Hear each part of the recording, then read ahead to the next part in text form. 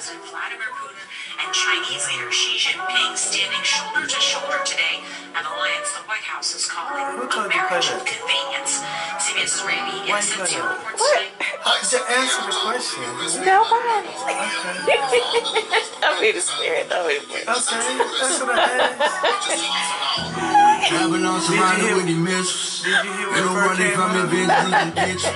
Touchdown above it's how we official. Babylon, how I feel that the Almighty against you all. That nature who they serve without judge. How they treat us, you get sweep it on the rugs. The Israelites, y'all they knew right who we was. Messiah coming, he ain't giving on no rules. He gon' send his hand. Destruction gotta come, that's how he get us out this lane. The devil working hard, trying to get us out his plane. His sheep his foot, so he can't get us out his hand. We gon' trust the Son of Man, blow your wings, Father. Your kingdom coming, we just trying to make it in, Father. Rather we make it through the tribulation. When the nukes hit the nation, everything desolation, burnt up foundations. Just know that we repent, Father. We gon' answer when he call in, all in. Sitting from the heaven, we know Babylon falling. Remember they feed his kids the alligators. Then he drawn us out the waters, that's the rise of Jacob. Opposite it, he gon' raise the tabernacle of David. If they talk of reparations, want to pull them out. He gon' plan us in our lane, he ain't gon' pull us out.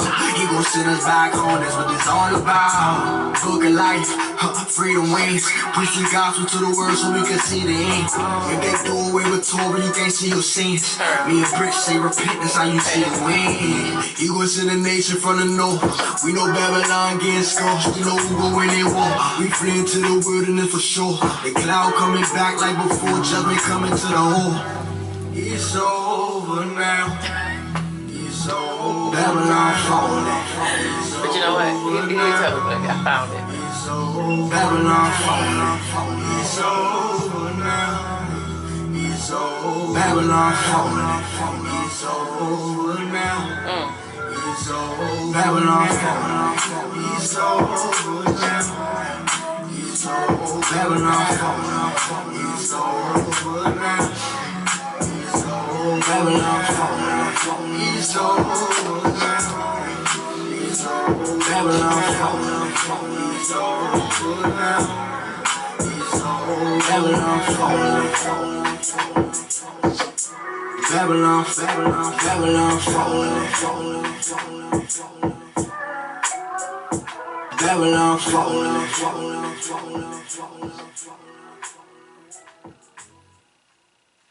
Good morning, good morning, good morning, Facebook Live. Good morning, YouTube. Good morning. You all are with Breaking Strongholds Ministries. Shabbat Shalom, everybody. Shabbat Shalom. How's everybody doing this morning? How's everybody doing? This is the day that the Most High have made, so let us be glad and rejoice in it. Let us be glad and rejoice in it. This is the day that He has made, so let us be glad in it. I hope your week has been a great week. I hope the Most High have really truly blessed you over and abundantly with love, kindness, and joy. I hope the Most High have really truly blessed your offsprings and blessed you as well with wisdom and knowledge and understanding of His Word. I hope He has given you everything that your heart desires. I hope He has really truly blessed you over and abundantly with love, kindness, and joy. I really truly hope He has. That's really for real. My week has been an okay week this week. You know, I really can't complain too much about anything. Just trying to stay busy and keep my body moving. And get into some just make sure I'm exercising a little bit. But let me go over this before I really get into the teachings today, okay? Okay, it's on CNN. CNN Business. It came out Thursday, June 13, 2024 at 10:36 p.m.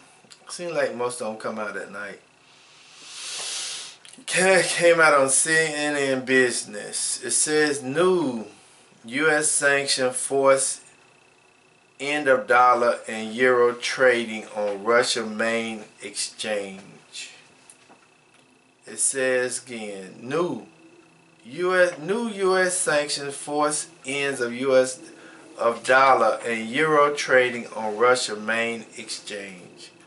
So what does that mean? It says new U.S. sanctions against Russia have caused an immediate suspension of trading in dollars and euro on the country's leading financial marketplace, the Moscow Exchange. The exchange, also known as the MOEX, and the Russian Central Bank rushed out statements Wednesday, a public holiday in Russia, within an hour of Washington announcing a new round of sanctions aimed at cutting the flow of money and goods to sustain Moscow's war in Ukraine.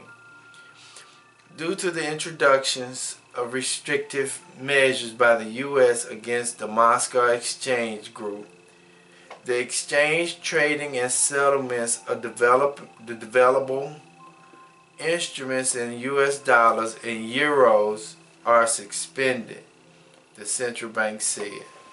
What that is stating that Russia will no longer use U.S. dollars in Russia anymore. Facebook messing with you since you read that article. They're not using no more dollars in Russia. Okay? Now let's go to another one. I said Saudi Arabia cut ties with the U.S. dollar. Okay. What I got with this one? I'm not going to go to that one. Let me go to this one. It says, okay, Saudi Arabia, it comes on the, Bob is the Gil guy. I don't think that's what that says. Bob is the Gil guy, the internet #1 motor oil website. I don't know what that means, but my wife tried to post it.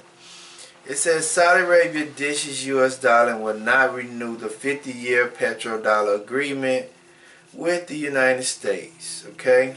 Then it says Saudi Arabia will now sell oil in multiple currencies, including China, Chinese RMB, euros, yin and yang, instead of exclusively in U.S. dollars.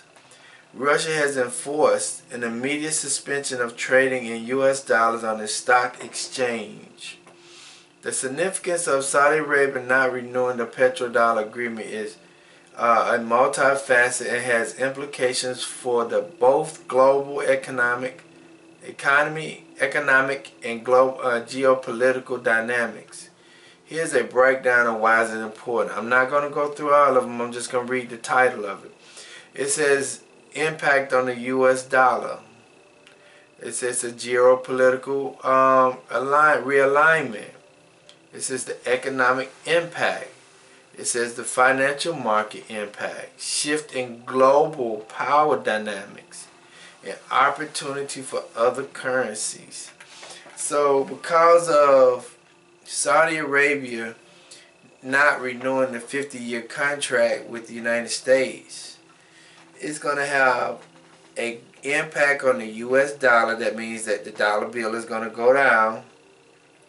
It means that the geopolitical realignment is going to be very important because the United States will not be as powerful as it used to be. The economic impact, meaning that the dollar bill will not have the buying power that it used to have. So that means the United States is going to have to do something to be able to adapt to the new change in the currencies.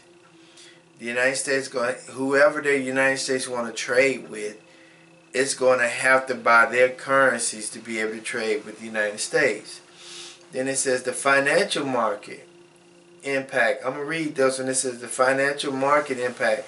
It says the U.S. financial market, which have benefited from the global demand for the U.S. dollar and U.S. debt, could be negatively impacted If there is less demand for U.S. dollar, there could be less demand for the U.S. government bonds, which is a key part of the global financial systems. See, I had a friend of mine said we need to buy stocks and bonds and buy bonds all the time, but because the U.S. dollars is based off debt, if you don't have no financial stabilities in the situation, if you don't have no stabilities in the situation, it could really hurt you a big time. If you don't have, what's going to be most important right now to have is silver, gold, and precious metals such as tin, copper, aluminum, things of that nature. If you don't have that, you got to have resources like food and water.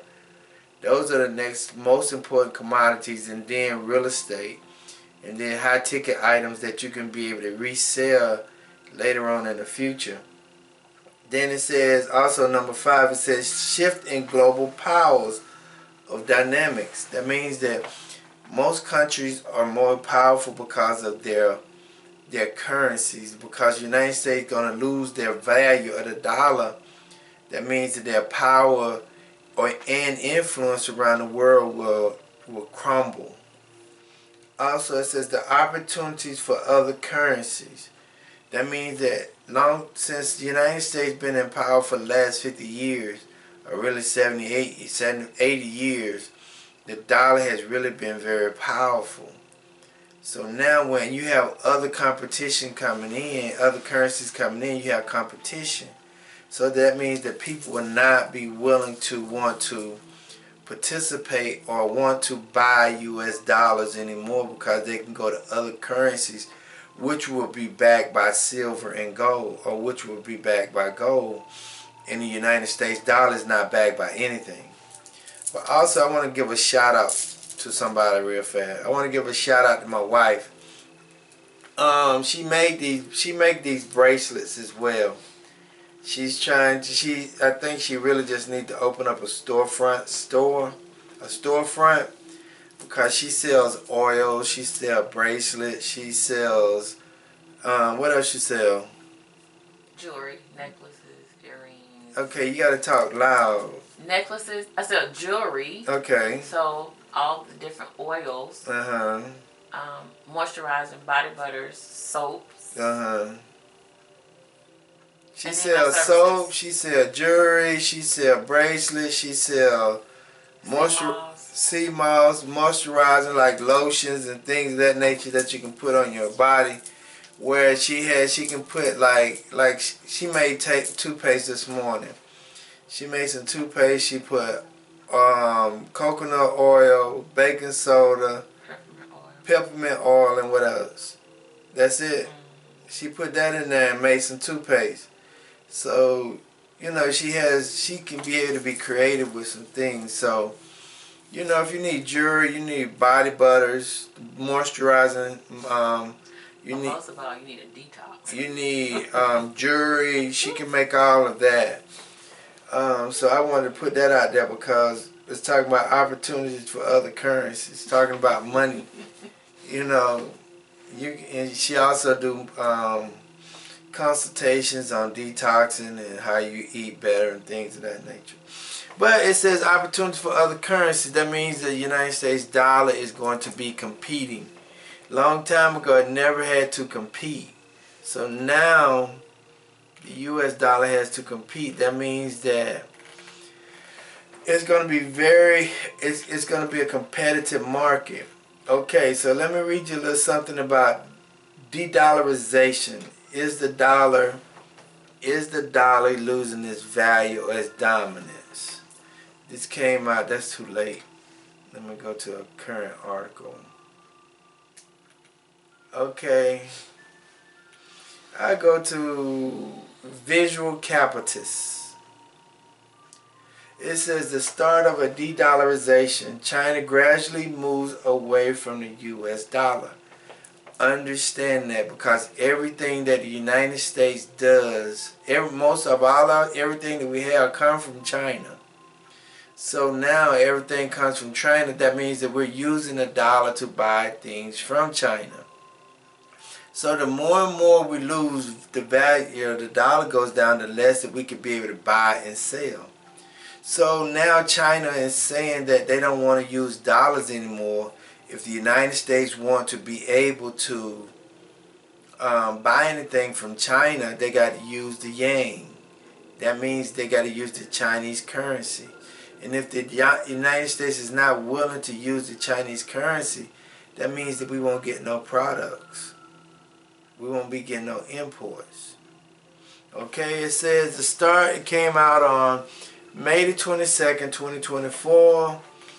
And it reads, it talks about politics, is the visual capitalist. And it comes out the politics section. It says the start of the de-dollarization. China gradually moves away from the U.S. dollar. Okay, let me just read you a little bit. It says start of de-dollarization. China moves away from the U.S. dollar. Since 2010, the majority of China cross-border payments, like those of many countries, have been settled in U.S. dollars. As of the first quarter of 2023, that is no longer the case. This graphic from the Heinrich Foundation, the second and third part series covering the future of trades, provide visual context to the growing use of Chinese RMB in payments both domestically and globally. That means that the more China uses its RMB to buy and sell, that means that the less they're going to use in dollar bills.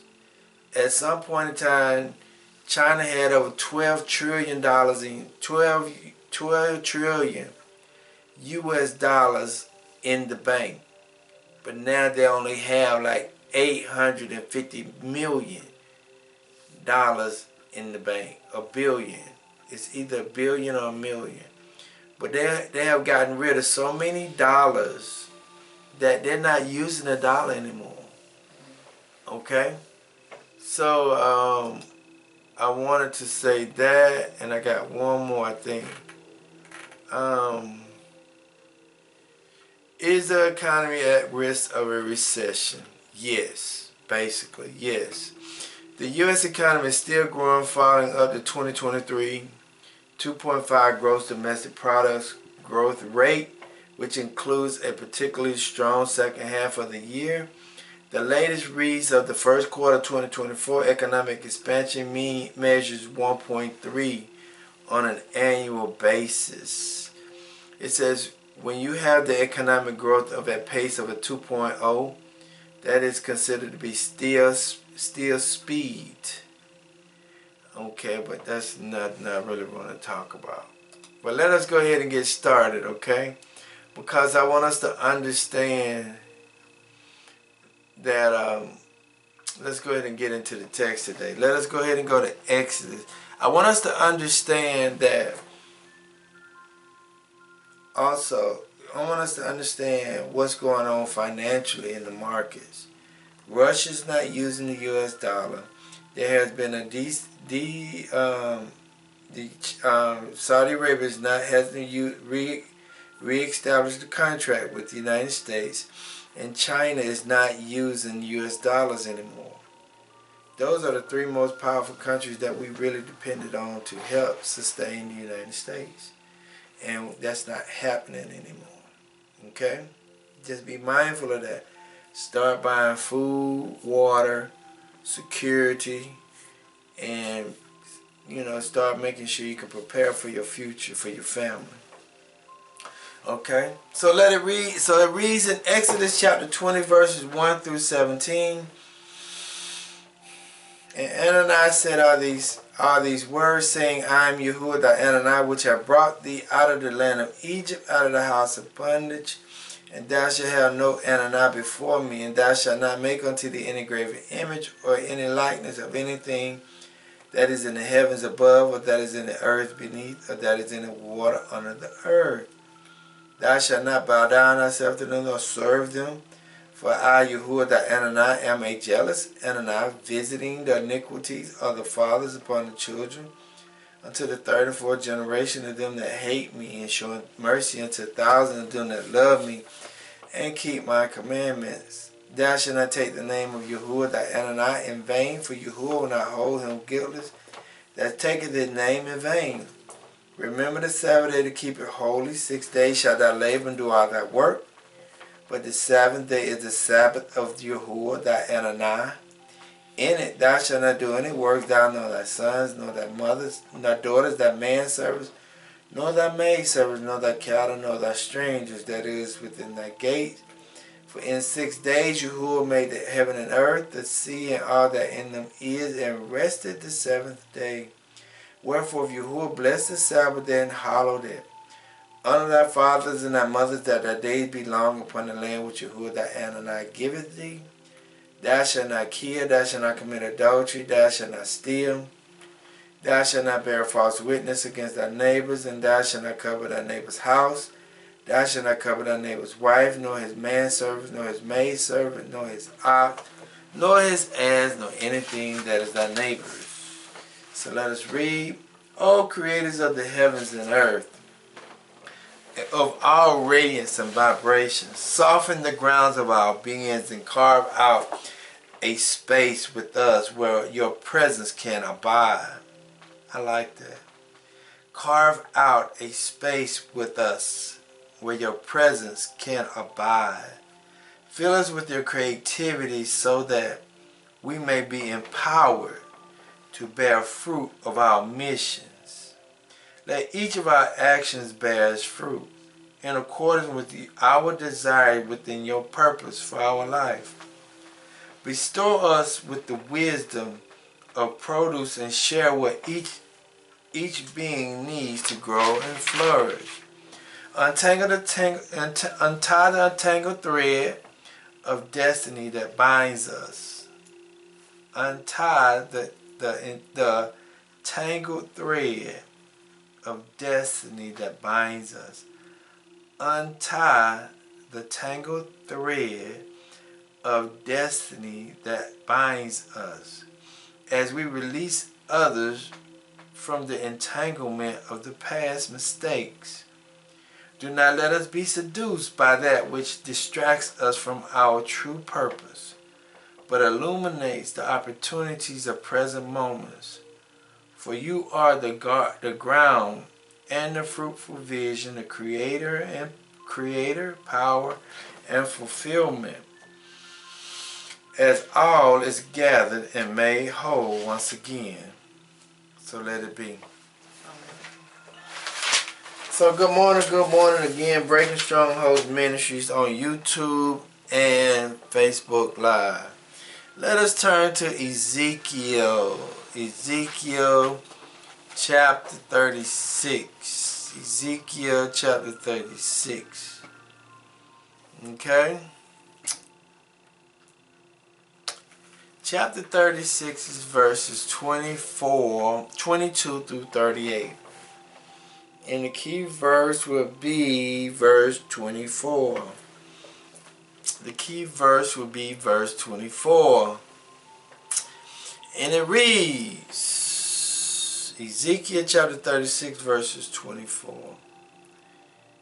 It says, and it reads, and I will take you from among the heathens and gather you out of all countries and will bring you into your own land.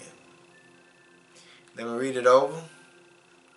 It said, I will take you from among the heathens and gather you out of all countries and bring you into your own land.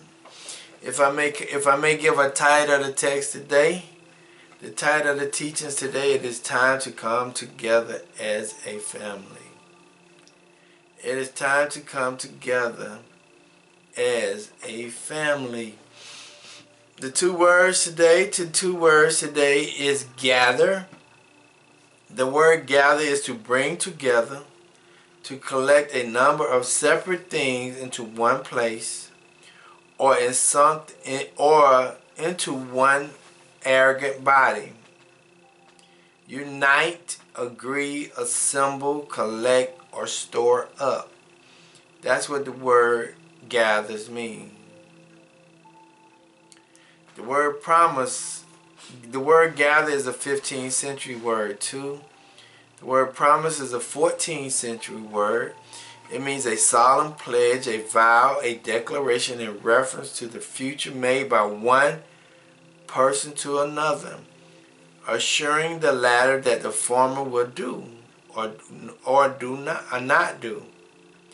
A specified act which binds the person who makes it either in honor or law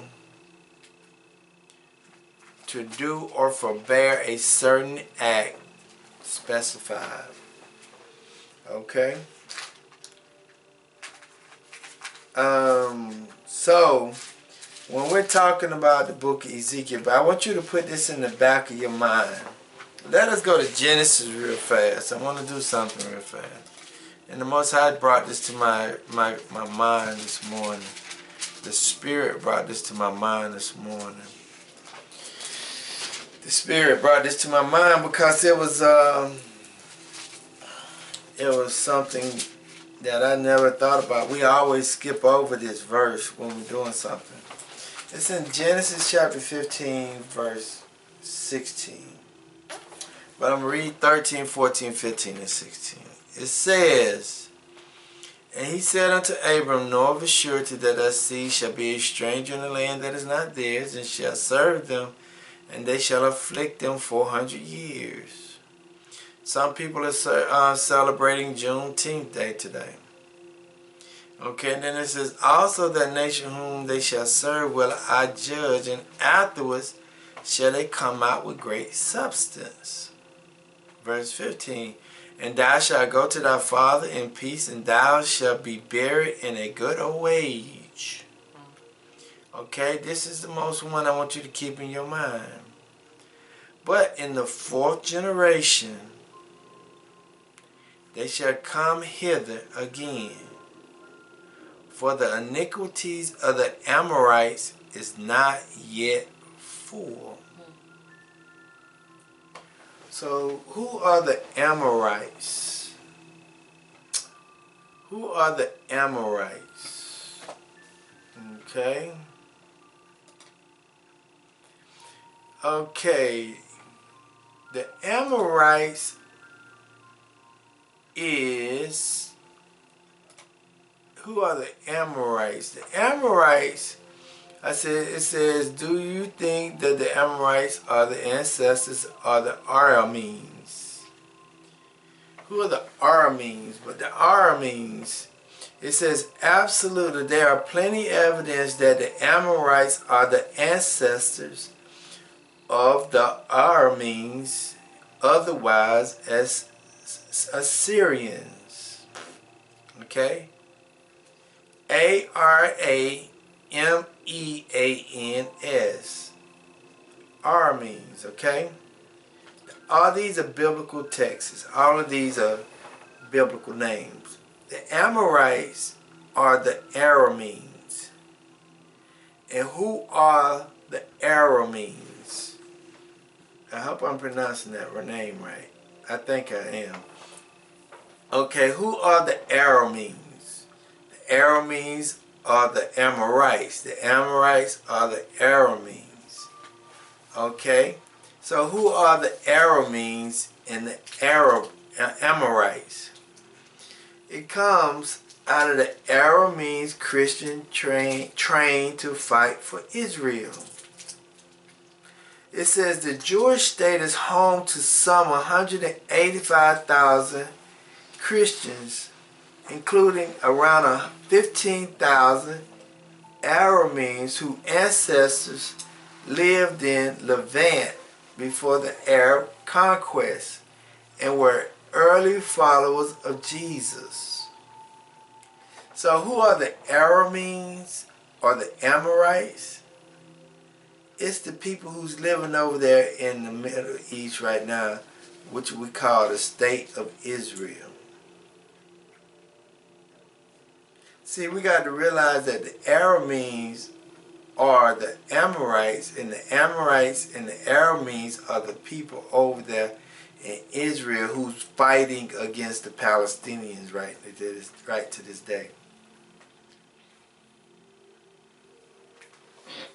So when it says in Genesis chapter 15, verse 16, it says, but in the fourth generation, we are in the fourth generation today. Me, my mama, my grandmama, and my great-grandmama is the fourth generation. That's 4 generations. Okay, it says, but in the fourth generation they shall come hither again. Meaning that we're going to get ready to go home again. Huh? No, no. It says, but in the fourth generation they shall come hither again. We're going to go back to the land where we're supposed to be in the fourth generation. For the iniquities of the Amorites is not yet full. So we have to understand that the Amorites at that point was controlling the world, which would turn to be the Arameans. And then when they become to be the state of Israel. So what the Father is saying, the state of Israel are the Arameans, which are committing sins. And their sins are now fulfilled. So it's like judgment is really here. Time to go home is really here. Time to come together as a true family is here. Because I'm getting ready to go ahead and go turn your Bibles to Ezekiel, and I'm gonna be quick with it. Go and turn to Ezekiel. Ezekiel 36. Because the Most High put something on my spirit this morning. 36:22. I'm gonna tell you about my dream. The Amorites are the people who live in the state of Israel today. Just put it that way. Okay? And they're actually controlling the whole world. Really. Okay? So, what I'm going to say is this right here. The Most High put on my spirit this morning. I was dreaming this morning. He said, you may think that Russia may have come to destroy the United States. But they may have come to be an escort for the ships carrying the people back home. See, in Revelations chapter 12, verse 14, it says this. And to the woman were given 2 wings of a great eagle, that she may fly into the wilderness, into her place, where she is nourished for a time and times and a half a times from the face of the serpent. From the face of the serpent. So when we're looking at that, the Most High put on my spirit. That's why I got up about 5 o'clock this morning and praying. And actually about 5:12. I got up praying right after I had that dream. Because we was thinking that Russia is here to scare the United States. But my dream said that Russia may be here to help escort us back to the land of Canaan, which is in Africa, or which is Nubia. Because we got to understand that all these modern names that we have today, like Ethiopia, Sudan, Egypt, a lot of those names never existed. The name Nubia, the country Nubia existed. Nubia is no longer exists. It is called Sudan and Ethiopia and Somalia. All of those people are intertwined to be the same people. They had the same face structure. They had the same everything. But when you look at it, quote unquote, Sudan or Nubia, they have more pyramids in Nubia than they do in Egypt, but it's never talked about. But also Nubia is considered to be the cradle of civilization. But nobody talks about Nubia because it's the new names of Nubia is considered to be Sudan, Ethiopia, and Egypt. And Sudan, Ethiopia, and Somalia. Because we got to look at the Berlin Conference. The Berlin Conference added 64 countries into Africa because they had only 12. So they made it to be 64 so that all the European countries can own a portion of Africa. So the state of Israel never existed until after the fact. Palestine never existed. None of these countries never existed. It was only 12. But Nubia was the cradle of civilization. So when you're looking at Nubia, everything started from that.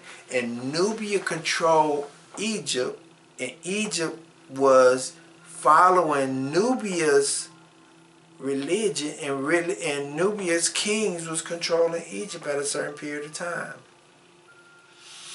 So I know I just threw y'all off and derailed y'all big time, but I just basically gave you a little small history class of when we're thinking that how all that came to be. But Russia may be the ones escorting us out of here, taking us back home.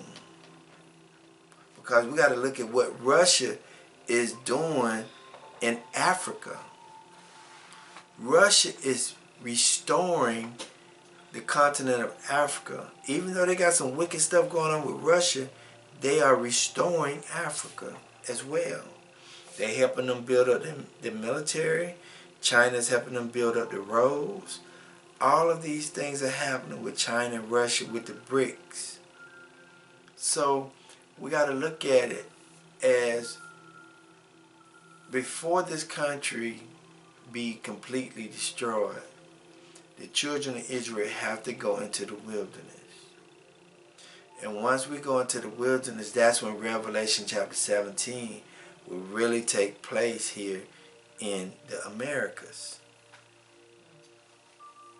If you're not willing to get on that boat, if the Most High tell you to go get on a boat, if you're not willing to go get on that boat, you're going to perish here in America because of war and famine, because it's going to be a desolate land. But the Most High got to get you out of here before it happens. And I'm going to also say this to you too, because the Most High put this on my mind this morning. You need to go look at the movie The Road. You got to go look at the movie The Road, because I'm going to tell you the end of the movie. At the end of the movie, they was going to the coast so that they can get on the ships so that they could be saved and be taken out of here. The United States was destroyed at the time, but everybody was migrating. This guy was migrating to the coast so that he can get on this ship with him and his son. So understand that. Okay, so let us go back to Ezekiel. I know I just gave you a lot. I hope I didn't confuse you. Let's go to Ezekiel chapter 36. Verses 22. And the verse 22 and 23 is all talking about Yahuwah. That's my first point. It's all about Yahuwah and his promises and what he said to the people. This is all about Yahuwah keeping his word and his covenant with the people. That's why he say, my word will not go out and come back to me void. This is about Yahuwah keeping his word with his people. This is a promise of the gathering. This is a personal letter. This is a personal prophecy to the children of Israel, and to the children of Israel and Judah, the tribe of Judah, and those who attach themselves to Israel to be saved. This is a personal letter. This is a personal promise of the Most High keeping His word, or Yahuwah keeping His word. Let us go forward and read it. It says, "Therefore say unto the house of Israel, Thus saith Yahuwah Anani, I do not this for your sake, Israel, O house of Israel, but for my holy name's sake,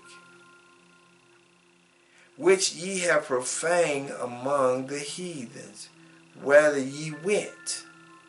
I want us to let's sit there for just a second. See, because we're thinking we're special people, and we're thinking we are special, we are the apple of His eye, and so forth and so forth. But the reason why everything that you see happening on the earth today is because Yahuwah's word has to go forth and be true. Because if any of the events if none of these events that was in the Bible ever happened, nobody would believe in the word of Yahuwah. That's why He said, "Therefore I say unto you, O house of Israel, thus saith Yahuwah Anani, I do not this for your sake." It's not, this situation, this time, this thing, everything that you see going on in the world today is not about Israel or the house of Judah. It's all about Yahuwah. O house of Israel. It says, "But for my holy name's sake, which ye have profaned among the heathen, whither ye went." He says, and verse 23, "I will sanctify my great name, which was profaned among the heathens, which ye have profaned in the midst of them.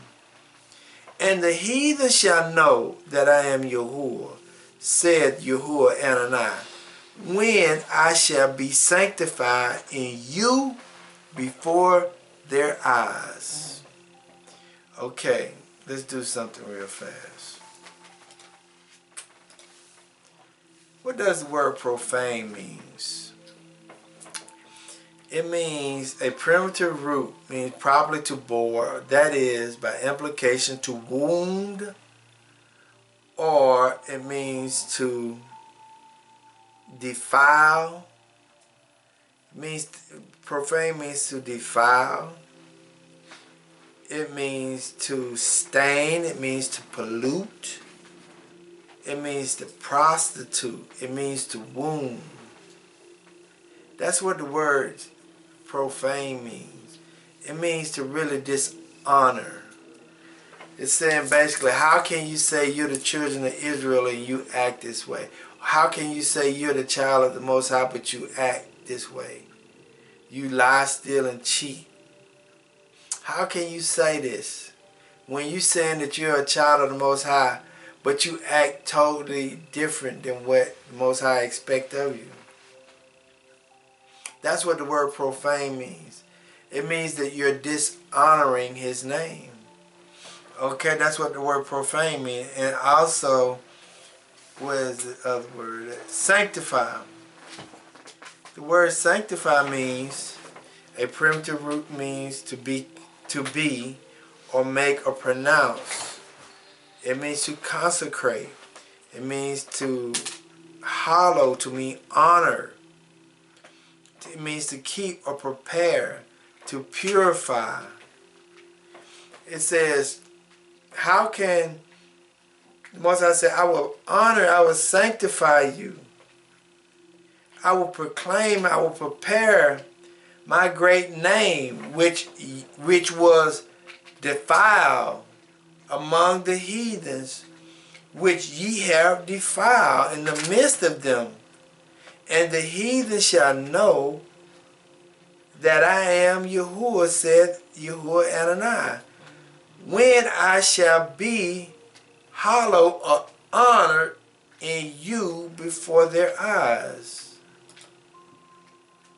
See, what you see right now going on in the world today is all about the Most High keeping His word among the people. That's what it's all about. It's all about the Most High keeping His word among the people. When He said, I'm going to bring my people home, I'm going to bring my people home. That is Him keeping His word. Let us go to Deuteronomy, because I want us to understand something. It's all about Yahuwah right now. Deuteronomy chapter 7, verse 7 and 8. Because we have to understand that if a person don't keep their word, their name won't mean anything. This is 7. Deuteronomy 7 and 7 and 8.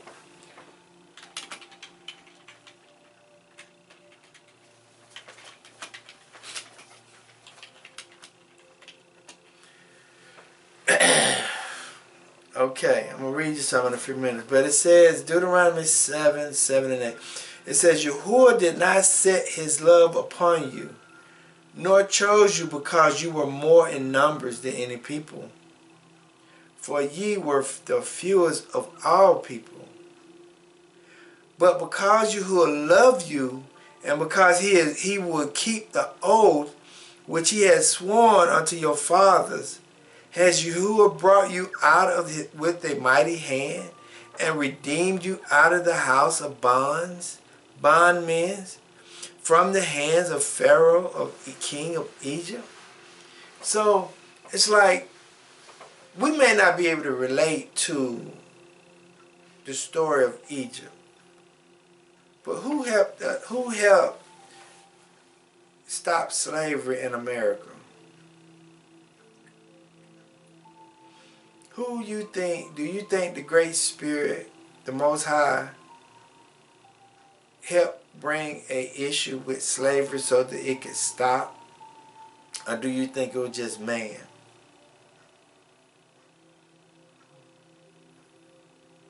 If you don't relate to the story in Egypt, but you could be able to relate to the slavery here in America.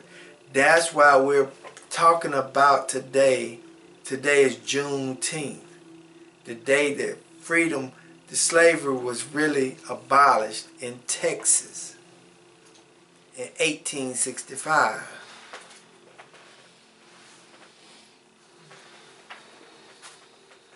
Who you really think has something to do with that? Okay?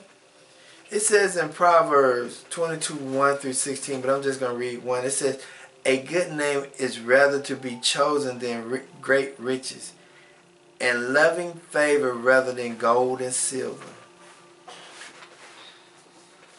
See, the Most High is trying to keep His name to be good, so the people can worship the name because of what He has done.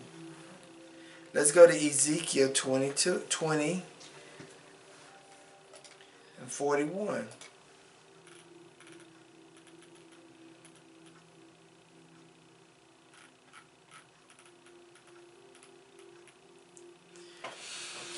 And 41, it says,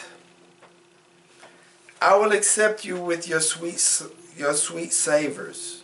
And when it says, I will accept you with your sweet savors, when I bring you out from the people and gather you out of the countries wherein ye have been scattered, and I will be sanctified, honored in you before the heathens. And ye shall know that I am Yahuwah, when I shall bring you into the land of Israel, and to the countries for which I lift up my hand to give it to your fathers.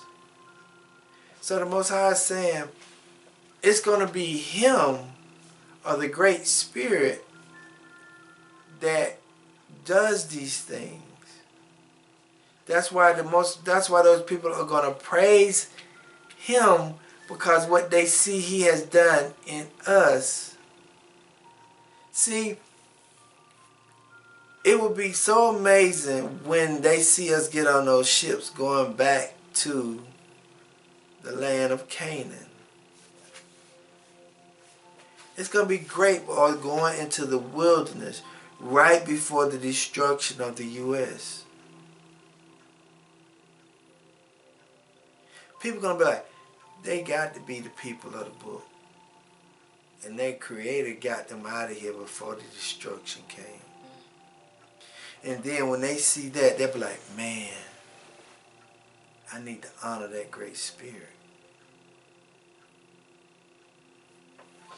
And let's go to 1 Peter. Let's go to 1 Peter. Because what people see, they see things from the physical. They don't see things from the spiritual. What Russia did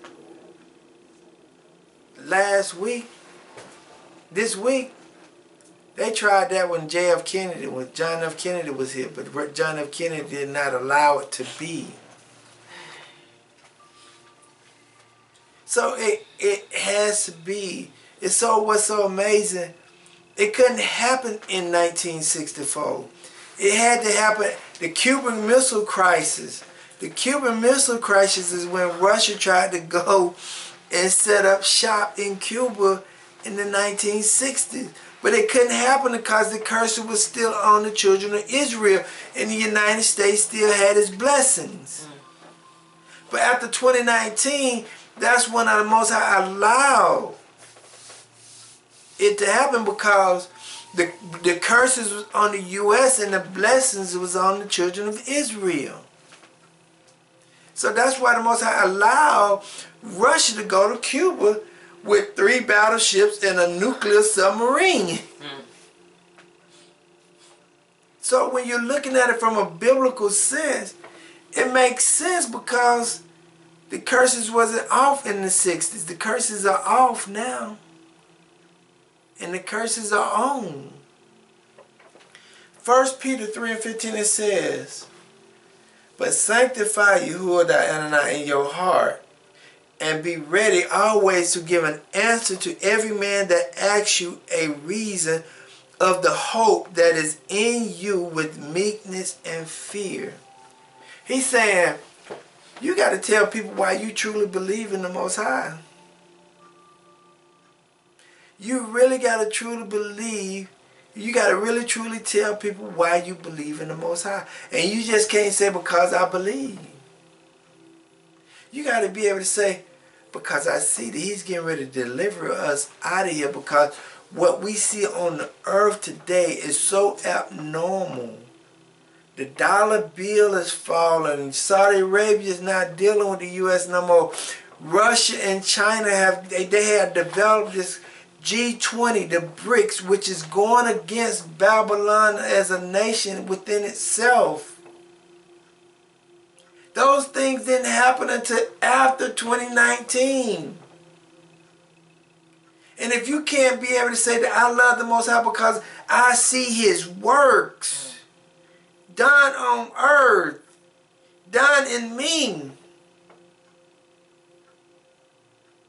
this is why you gotta be. That's why that scripture is so important. But honor Yahuwah Adonai in your mind, and be ready always to give an answer to every man that asks you a reason of the hope that is in you with meekness and fear. I fear you because I see what He's doing. Can't no man do what's going on. Putin is being used by the Most High to make these things happen. And when you look at it, it was so orchestrated so well. Yeah. It was orchestrated so well. 50 years after the signing of the agreement of the 1974 with Saudi Arabia, is right now, 5 years after the plagues, after the 2019. 50 years, 5 years after the plague hit the United States. That number is 5. That number is what is so great.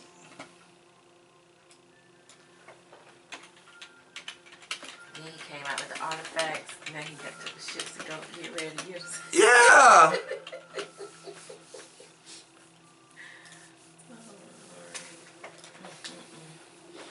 The The number 5, the English word 5 used for the number 5 is recorded 345 times in the 270 King James Bible. 300 of these appearances show up in the Old Testament, while 45 of them are written in the New Testament. Okay, let me see something. Jesus is born in the fall of 5 BC. His birth highly likely occurred due to his symbolism on Saturday, September the 2nd. This Saturday is extra special, as it is not only the weekly Sabbath, but it also the high day known as the Feast of Trumpets.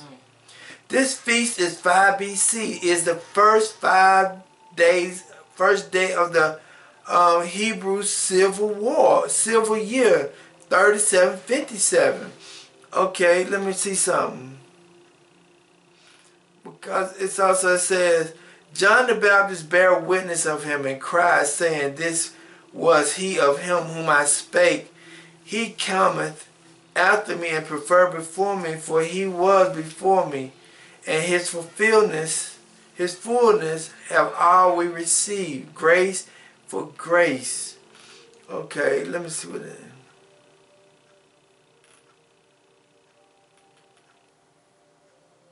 Okay, I don't want to try to go through all of this.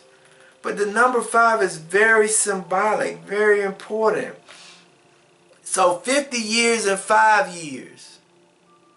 That number is very important. We can't take it lightly. 5 represents grace in Christianity. And when multiplied by itself 5, it gets you 25. Or grace upon grace. And this makes the number 5 one of the Bible's most symbolic and meaningful numbers. So when we look at it, it means 5 means God's Yahuwah's grace. 5 years after the 2019 is when Putin shows up. 50 years after the signing, which is 5 years after the pledge.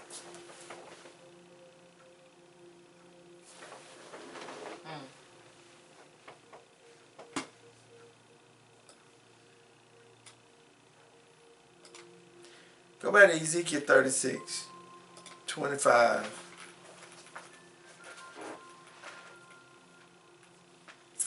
Because this is about Yahuwah's promise for the children of Israel to gather the family. That's what it's all about. Gather the family. Why do he want to gather the family? Why he want to get the family back together? Why he want to get the family back together? Let us deal with this. Because it's going to go down. He want to get the family back together because of the living conditions that we have been in for the last 400 years. The living conditions, because of how we've been mistreated, how everything that's went on in the world today. It's just like down in South Georgia, an 8-year-old kid was drowned to death in the same county that Arbery was killed by these 2 guys, these 3 people. Down there close to Savannah, this young 8-year-old kid was drowned to death because of racial tensions down there in South Georgia. But it reads in Ezekiel chapter 36:25, Then when I bring you into this land, listen to this now, this is my promise. Then when I bring you into this land, this is what I'm going to get ready to do for you when I bring you into this land. Then I will sprinkle clean water upon you. And ye shall be clean from all your filthiness and from all your idols. I will cleanse you. I will cleanse you. A new heart also will I give you. What I mean by new heart means a new mind. Let us go to Colossians 3.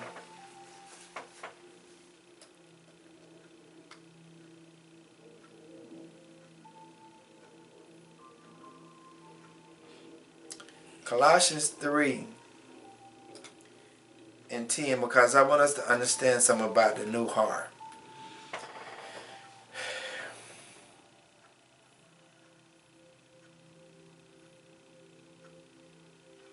It says, lie not to, verse 9 says, lie not one to another, seeing that ye have put off the old man with his deeds. The word mean cleanse with water means, and have put on the new man, which is renewed in knowledge, after the image of him that created him. See, the new man means that you're created in the image with the knowledge of the Most High. When you have the knowledge of the Most High, you become the image of the Most High. Okay?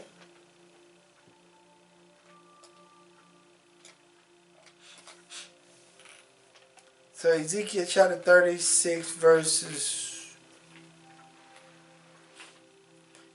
26. A new heart means a new mind, means knowledge of the Most High.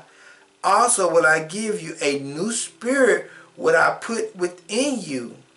And I will take away the stony heart out of your flesh, and I will give you a heart of flesh. And I will put my spirit within you, and I will cause you to walk in my statutes. And ye shall keep my judgment and do them. And ye shall dwell in the land that I gave to your fathers. And ye shall be my people. This is the promise. He said, I first got to restore your mind. So once I restore your mind, I can restore you as a person. Your physical. I first got to hit you mentally, then I can hit you physically. Because if I can't get you here, I can't get you here. I first got to get you here. That's why 2 Timothy 2:15 is very important. Study, study, study, study, study. Read, read, read, read, read. It says, ye shall dwell in that land that I gave your fathers, and ye shall be my people, and I will be your Adonai. I will also save you, protect you from all your uncleanliness, and I will call you for the corn, and will increase it and lay no more famine upon you. So once he got you mentally, then he can get you physically, and then he can be able to do things he needs to do with you. Then he can increase your land. Then it says, I will multiply the fruits of the trees and increase of the fields, that ye shall receive no more reproach of famine among the heathens. He said, because right now you're poor, broken, hungry among the heathens. You're a desolate people. He said, once I remove you from around the heathens, I'm going to increase you over and abundantly with everything that you was lacking in the land of your captivity. Then it says, then shall ye remember your own evil ways and your doings that were not good, and shall loth yourself in your own sight for your iniquities and for your abominations. What loth? Loth means loth. It means cut off, that is, detest, be grieved. I like the word be grieved. Let me put shame right there. It said, then shall you remember your own evil ways and your doings that was not good, and shall be shamed of yourself in your own sight for your iniquities and for your abominations. See, right now, we don't look at our ways as being evil. We don't look at lying as being bad. We don't look at stealing as being bad. We don't look at adultery, stealing, whatever we're doing, we don't look at it bad. But when the Most High takes us to this land, And he shows us, he give us a new heart, he give us a new mind, he put a new spirit in us, and he put us and he start increasing us. We're going to look at back where we was and we're going to be ashamed of ourselves. Because there'll be some times, I remember one day, I ain't going to tell you what I did, but I did something I just test myself on. And I'd be like, man, shoot, why did I do that? Man, shoot, why did I do that? Man, why did I do that? Right now when I look back at myself, I was ashamed of what I did. Even now, when I used to cheat on women, I am ashamed of what I did to women. Even when I get in certain modes, when I look back, I'd be ashamed of myself because I know I didn't have to do that. Because I didn't understand the impact of it. I didn't understand what was actually going on with me. That's why I say, I tell Sharon all the time, I never cheat on you. I never cheat on you.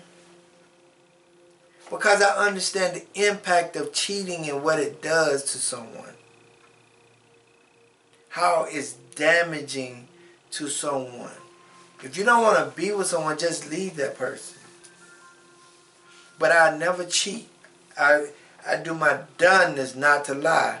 Because lying takes away your character. When you lie to somebody, the more, just say you're $100 right now with the person at the very beginning. Every time you lie, your value go down. Every time you lie, your value go down. Every time you lie, your value go down. And so when people start not to trust you, you can't get mad because you've been lying to them and your value has went down with them. So that's why certain things I would never do. I ain't gonna say never, but certain things I would do my darnest not to do because my value would decrease the more I do it. And that's what this verse is saying. Then shall you remember your own evil ways and your doings that were not good, and shall loft yourself, be shamed of yourself in your own sight for your iniquities and for your abominations. Not for your sake do I do this. Listen to that. It says, not for your sake do I do this, said Yahuwah Adonai, but it knows unto you, be ashamed and be confounded for your own ways, O house of Israel. Let me read that over. Not for your sake do I this, saith Yahuwah Adonai. Be it known unto you, be ashamed and confounded for your own ways. He wants you to remember how you was back in the days, and how you did this, and how you did that. It's like I listened to women on this on YouTube this morning, how a woman was married, had 3 kids, and was happy. But she was a nurse, and she said she's ready to divorce and destroy her whole family because she's working around doctors. And she wanted to marry a doctor. But the Most High gave her a family. He gave her children, gave her a good husband, gave her a good career, but because she wasn't happy internally, she destroyed everything that she had because she was going chasing after another woman's man. Because sometimes the Most High can give you everything your heart desires, but you can jack it up because of your evil ways and your evil thoughts. Because the way you think it should be and not the way He wanted to be. He gave you what you wanted. You wanted a man, you wanted a family, you wanted a house, you wanted a person who could love you, you wanted a good career. But you wasn't content because of your evil ways. People would destroy their whole families because of some bull crap. People would destroy everything that they got for the lust of the flesh. You would destroy your marriage. You would destroy your children. You would destroy everything because of what you want. Your own evil ways. And then want the Most High to bless you after you destroyed your husband and your family and your whole entire income just to be able to get with another man who's married. And you want the Most High to bless you, but that's some evil crap. And you thinking it's good. You thinking it's right. Oh, you listening to your girlfriend who's single or who don't care nothing about you. See, you gotta understand, why did the serpent go to Eve and not Adam? Ask the question, why did the serpent go to Eve and not Adam? Why do the government entertain or go to the women more so than the men? Why do everything is focused and concentrated on attacking our women and not attacking our men? Why do they go through our kids and not the man? You know why? They say they vulnerable targets. They vulnerable targets. They weak targets. So we can attack the weak targets. So when you out here ready to destroy whatever you have for somebody else, you're a weak target. You bought into the plot of the scheme of the devil. You thinking it's about you. If you look at all the music industry movies that they put out here, the devil attacked one of the weakest members in the group so that they could destroy the group so that the group cannot be successful no more.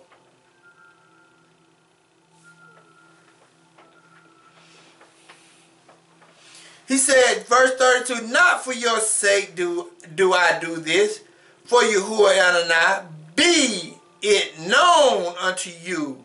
Be ashamed and confounded for your own ways. He said, I did this so you could be ashamed of your own self and what you was thinking at the time that you did what you did. Most women get a divorce because their husband cheated and then wind up cheating with a man. Cheating with another married man. But how logic is that? To destroy what you got to go get what somebody else got.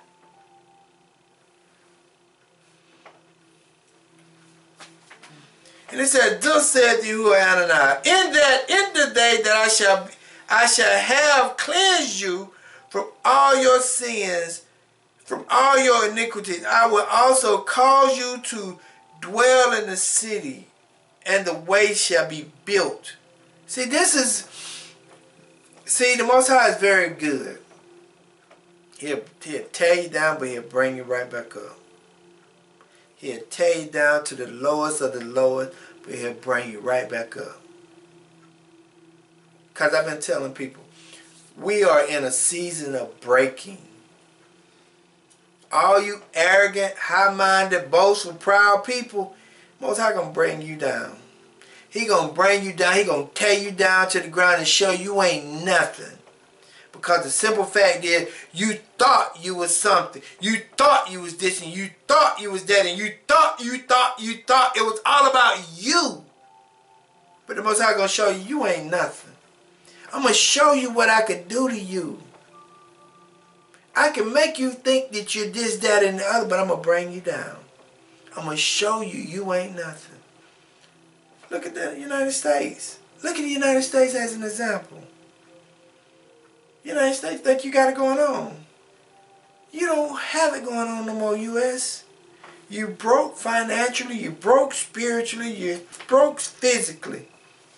You ain't got nothing. Your food is contaminated. It ain't no good. Your water ain't no good. Your air ain't no good. Your land ain't no good. It got so much killing on it ain't no good. What is good about the U.S.? Your education is trash. But you thought you was this, but now I'm going to bring you down low so everybody can laugh and look at you. That's what the Most High do to high-minded people who think that they all this, that, and the other. It's two young cats, young guys that I know. They was up here making almost $100,000 a year. At the age of 23 and 24 years old, bought a $350,000 house. But because of their mindset, the Most High had to bring them down to the lowest of the lower, working part-time. At one point in time, you making $1,700, $1,800 a week. Now you're making $600 a week. He had to hit your mind because you thought you were doing it. You thought you had it going on. And the Most High said, nah, I'm going to show you. I got it going on. I brought you up there, but you thought you did. I'm going to bring you down. Show you what I did and had you on your knees praying to me every day. Because you thought you was doing it. It was me doing it through you. But you didn't acknowledge me for what I was doing in you. 34. It says, and the desolate land shall be tilled, and whereas it lay desolate in the sight of all that pass by, and they shall say, this land was desolate, and is become like the Garden of Eden, and the waste and desolate and ruined cities are become fenced and are inhabited. See, the Most High, He loves to rebuild. Because when He brings you down low, when you come back up, the only thing you can say is it was the Most High. When He bring you down, he brought you up, He told you down, He'll bring you back up, and the first thing you do is say, man, I'm humble. It was the Most High doing. I ain't had nothing to do with it.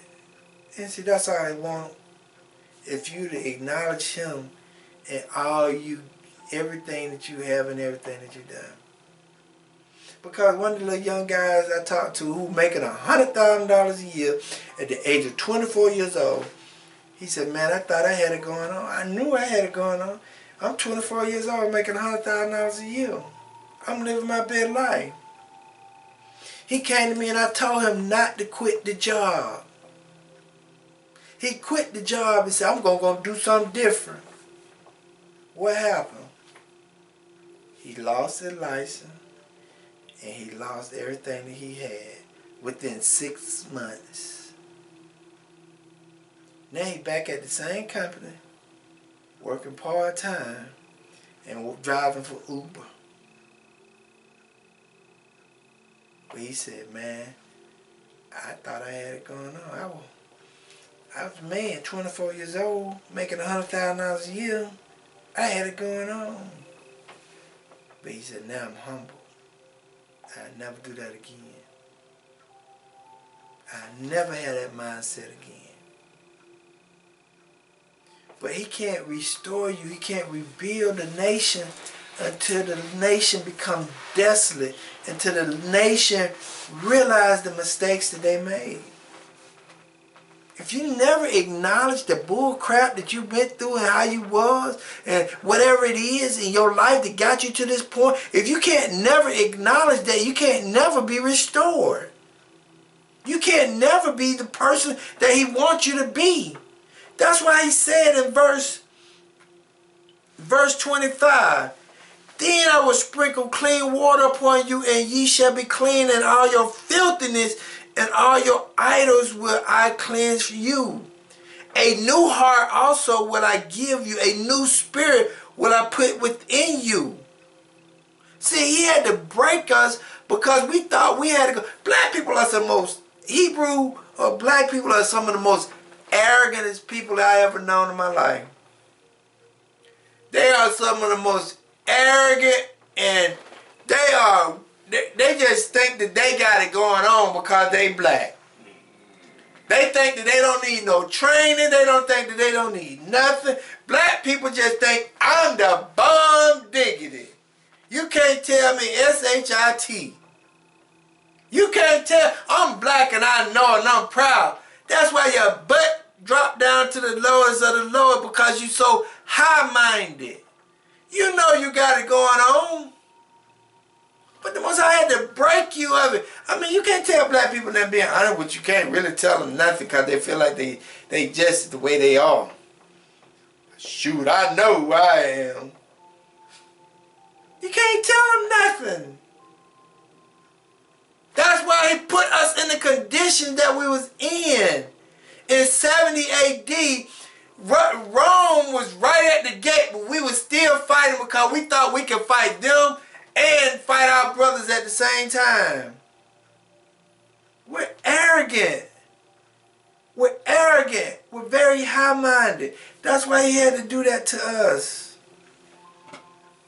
That's why he had to put that new spirit in us.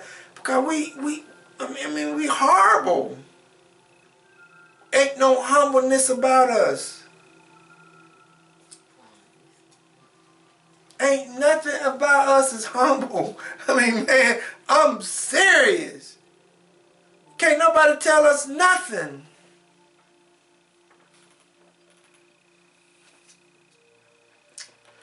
Then verse 36, it says, Then the heathens that are left around about you shall know that I am Yahuwah, built the ruined places and plant that was desolate.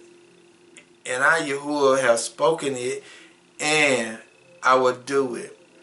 Thus Yahuwah Adonai, I will yet for this be inquired of by the house of Israel, to do it for them. I will increase them with men like a flock, and as the holy flock, as the flock of Jerusalem in her solemn feast, so shall the waste city be filled with flocks of men, and they shall know that I am Yahuwah. Let us go to John, First John 5 and 14.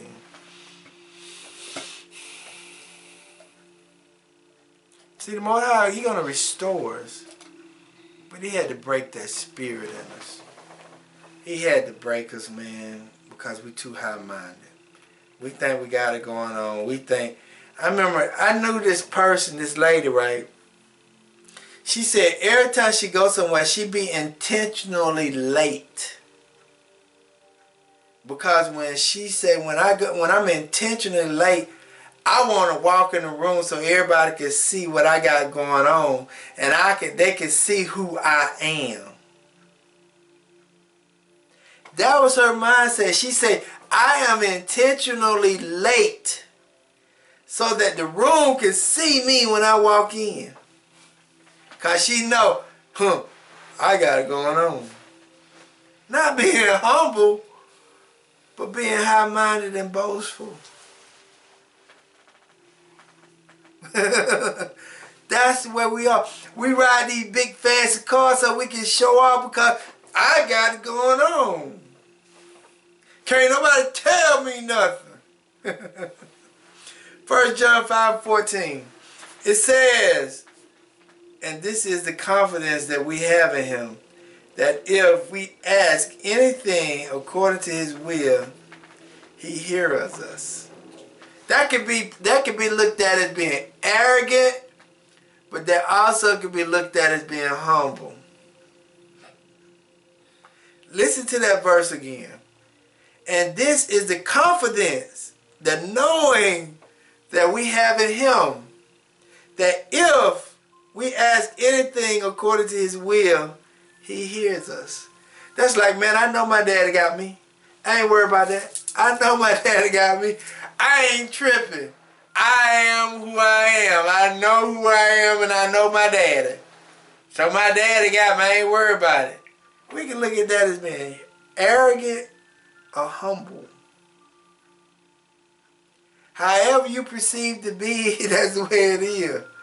If you act arrogant with it, He gonna bring you down. But if you be humble with it, He'll lift it up. I'm gonna give you one more and then we're gonna go. Then my wife can put out a song for you. Zacharias.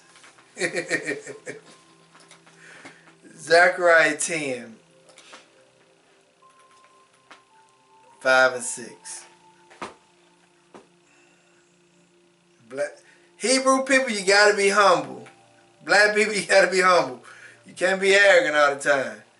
Because that's what got us in the situation we in today. I could have gave y'all some more scriptures too. Okay, and it says in Zechariah 10:5, it says, and they shall be as mighty men, which tread down their enemies in the mires of the streets in the battle. And they shall fight because Yahuwah is with them. And the riders on the horses shall be confounded. Listen to this. I want you to hear this. Me knowing who I am, because I know the Most High is with me, it can actually cause me from being the best person that I can actually truly be. If I'm arrogant. But if I'm humble, it can cause me to be the best person that I can be. If I'm arrogant, it can cause me to be the worst person that I can be.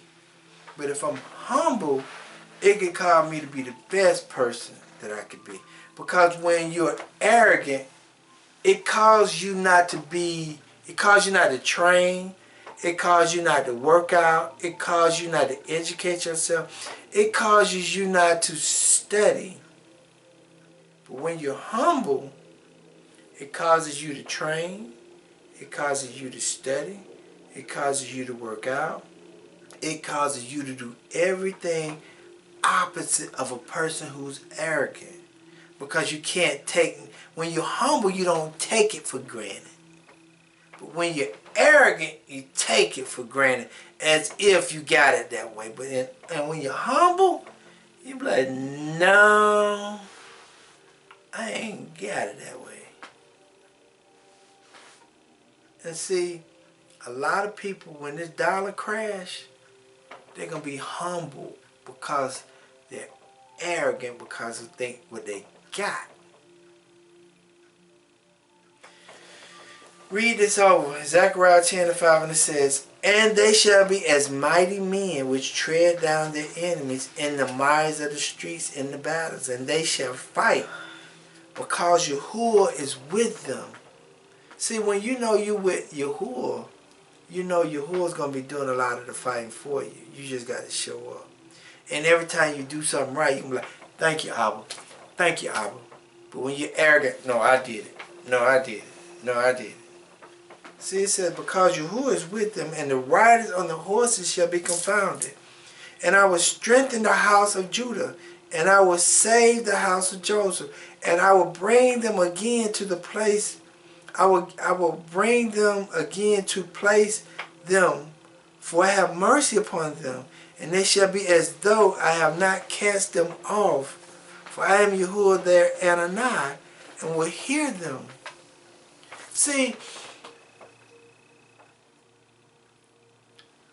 I never heard nobody ask the question, why did black people or Hebrew people go in slavery in America? Never asked that question. Why was this nation was able to just come over here and conquer us with no problems? Never asked that question. But that's something we got to think about. But that concludes the teaching for today. Teaching for today is, the words for today is gather and promise. And this is a really sincere word. It is time to come together as a family. And Genesis 15 and 16 is the key, is the word behind us. So let us go ahead and pray. Abba, as we come to you today, we thank you, we bless you, we praise you. We give you all the honor and the glory. Father, we just thank you for everything you have done, what you continue to do. Father, you are true to your word because you said your word shall not go out and come back void. Father, we love you. We give you all the honor and the glory that you deserve. Father, thank you for taking us through this mess so that we can see the mistakes we have made. Father, we ask that you continue to work on us so that we can continue to be humble and take away that arrogant, high-minded thought process that we have about who we are. Because you said we're like a vapor here today, gone tomorrow. So, Abba, let us be able to appreciate the time and the moments that you have given us so that we can be able to acknowledge you for who you are and what you have done. Father, we don't know your ways. We know that you are a divine Alpha Adonai. But you know things from the beginning and the end. You know why you got Russia down there in Cuba. You know why you have that. We don't. But we just ask, let your will be done. Let us hear the way you want us to hear, see the way you want us to see, and speak the way you want us to speak. Abba, let your will be done. Heal your children, Israel, and those Gentiles who are attached to them. And all these prayings we pray in your high name, so let it be. Shalom, shalom, shalom. Chinese leader Xi Jinping standing shoulder to shoulder today, an alliance the White House is calling a marriage of convenience. CBS's Rami Inocencio reports tonight. ICBM attack on the U.S. mainland by North Korea. It found that a North Korean missile could hit the central U.S.